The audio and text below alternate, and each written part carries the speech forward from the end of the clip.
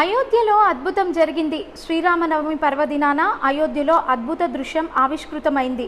రామాలయం గర్భగుడిలో ఉన్న బాలరాముడి నుదుటిని సూర్యకిరణాలు ముద్దాడాయి. సూర్యాభిషేకం, సూర్యతిలకంగా వ్యవహరిస్తున్న ఈ అద్భుత దృశ్యాన్ని రామభక్తులు కనులారా వీక్షించారు. రామమందిరం 3వ అంతస్తు నుంచి ఏర్పాటు చేసిన కటకాలు, అద్దాలు, గేర్ బాక్సులు, గొట్టాల ద్వారా సూర్యకిరణాలు బాలక్రామ్ నుదుటిని తాకాయి.